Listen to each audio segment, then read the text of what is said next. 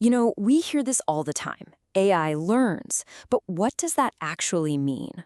It's a question that can feel pretty mysterious, almost magical. So in this explainer, we're going to peel back the layers, get past all that technical jargon, and try to build a real intuitive feel for what's going on inside that black box. And that brings us to the real puzzle, right? We can throw around terms like gradient descent or backpropagation, but those are just names for a process. They don't really give you an intuitive feel for what's happening, do they? How can millions, even billions of tiny, almost invisible nudges spread across this gigantic web somehow add up to something that acts like it has a coherent mind? How does that even work? Okay, so this is what I like to call the coherence mystery. I mean, think about it. You'd expect that throwing millions of completely different things at it, pictures of cats, Shakespearean sonnets, lines of code, would just create, well, a total mess, right? A kind of digital mush. But somehow the opposite happens. The more data it gets, the more structured and selective it becomes.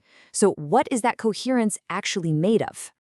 All right, so to even begin to crack this, we've got to throw out a really common myth. A neural network doesn't learn by storing facts like a computer database.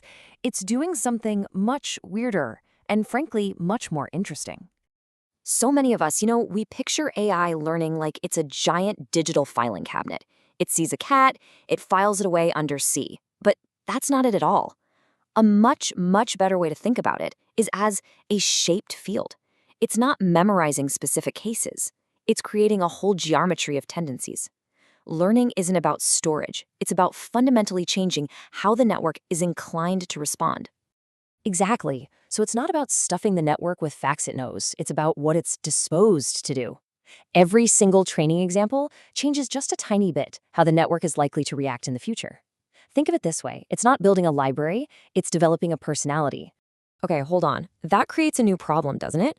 If every new piece of information changes the whole system, why doesn't teaching it about dogs just completely mess up everything it learned about cats? How does this whole process not just eat itself? Well, the secret here is that the changes are unbelievably gentle. The network isn't being totally rewritten with every new photo it sees. Instead, each example just leaves behind this faint, tiny little after effect. It's more like a whisper, a tiny bias, not some strict command. And here's a fantastic analogy to help you visualize this. Think geology. Every single training example, let's say one picture of a cat, is like a single drop of rain, a tiny little weather event. And the little update it makes to the weights, that's a microscopic bit of erosion. You see where this is going, right? One rainstorm doesn't create the Grand Canyon, but millions of them, over eons, they carve out this incredibly complex, stable landscape. And that sculpted terrain, that's the trained network. So the real magic here isn't that the network is cleverly building a cat folder and a dog folder. No, it's that these networks are just massive. They operate in this mind-bogglingly high-dimensional space where there's just so much room. Enough room for all these different pressures, the cat pressures and the dog pressures, to shape the landscape in ways that are totally compatible. They can coexist without fighting each other. Okay, so we've got gentle nudges shaping a landscape, but that's still just part of the story. How do all these tiny, separate tweaks actually start working together? How does it all add up to a beautiful song instead of just a bunch of random noise? The key idea here, and this is a big one, is that a neural network is what you could call a single signal processing ecology. Now that sounds complicated, but the concept is actually pretty straightforward, and it's absolutely crucial. The little knobs and dials inside the network, the weights, they aren't independent. You can't just tweak one without affecting everything else. They are all connected, they're coupled. Change one and you change the context for all the others. The whole system has to constantly co-adapt. All right, here's another great analogy. Imagine a huge orchestra. But here's the twist. They're all tuning their instruments while they're playing a song. It's chaotic at first, right? So each musician, which is like an individual weight in the network, listens to everyone around them and makes a tiny adjustment. A violinist might sharpen a note just a little. A horn player might soften their tone. The key is they aren't just tuning to some abstract perfect pitch. They're tuning to each other. And slowly, surely, the whole group settles into this incredible, complex state of harmony. And that harmony, that's the end goal of the whole training process. It's not just the sum of a million tiny independent fixes. What you get in the end is this collectively tuned regime, a stable, coherent system where everything just works together. Okay, so let's put it all together now. We've got the sculpted landscape, we've got the tuned orchestra. What's the final picture? What is a trained AI mind really? Here's a really sharp way to think about it. The final set of weights in the network are basically frozen learning. Think about it. The training itself was this wild, dynamic process, a storm of corrections and tiny adjustments. What you're left with, the finished network, is the frozen residue of that whole chaotic history. It's the calm after the storm. But frozen is maybe the wrong word because it doesn't mean it's dead or inert. Not at all. It's more like a fossil. It's the fossilized record of all that adaptation. It sits there static until you give it a new input, a prompt, an image, whatever.